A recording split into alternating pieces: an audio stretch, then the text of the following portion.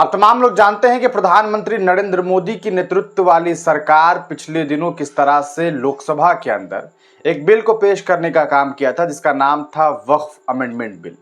यानी कि एक ऐसा बिल जिसके जरिए वक्फ बोर्ड में जो मुसलमानों की ताकतें हैं उन्हें खत्म की जा सके, उसे खत्म की जा सके। रिपोर्ट्स के अनुसार लगभग 40 से ज्यादा जो है अमेंडमेंट कानून के अंदर करने की बात सामने आ रही थी, और उसमें सबसे बड़ी जो कहा सकता है बड़ा अमेंडमेंट था वो ये कि मुस्लिम समुदाय के जो लोग इस बोर्ड में हिस्सेदार होते हैं उनमें सिर्फ मुसलमान नहीं, नॉन मुस्लिम भी हिस्सेदार बनेंगे। यानी कि जो वक्फ बोर्ड है उसमें मुसलमानों के साथ साथ नॉन मुस्लिम भी हिस्सेदार बनेंगे, जबकि पूरा मामला मुसलमानों का, मस्जिद का मामला मुसलमानों से जुड़ा, कब्रिस्तान का मामला मुसलमानों से जुड़ा, तो इसमें किसी नॉन मुस्लिम का क्या काम हो सकता है।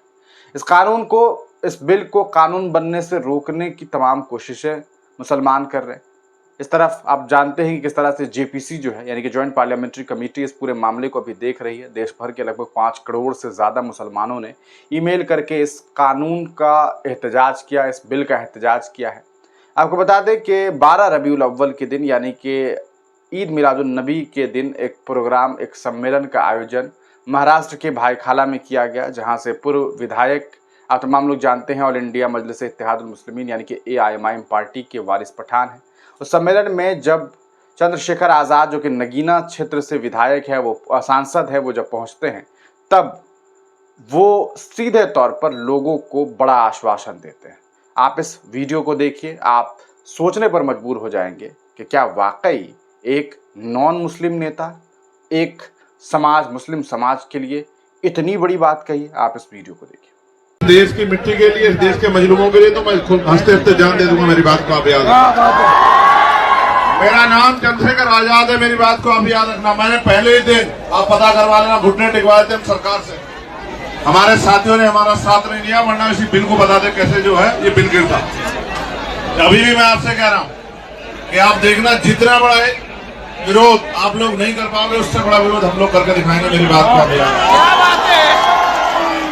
जब मुझे यहाँ से सरफराज भाई ने न्योता भेजा था, मैं तभी समझ गया था कि एक और जिम्मेदारी आन पड़ी है मेरे ऊपर।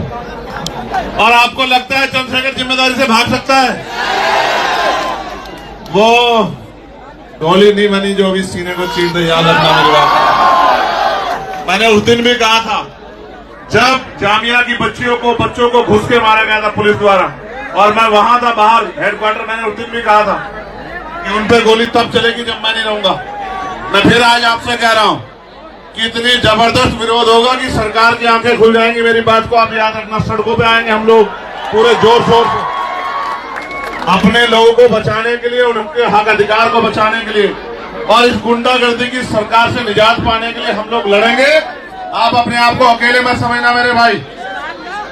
ये मेरी चुनावी वो नहीं है, मेरी बात को याद रखना। ये मेरे भाई से मेरा वादा है।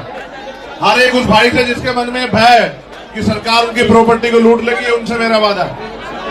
मैं आपके साथ खड़ा हूं, जी जान से खड़ा हूं। मेरे लोग भी आपके साथ खड़े, याद रखना।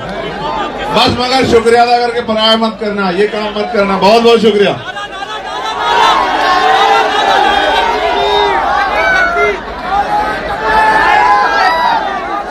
नारे तकबीर, नारे तकबीर, नारे तकबीर।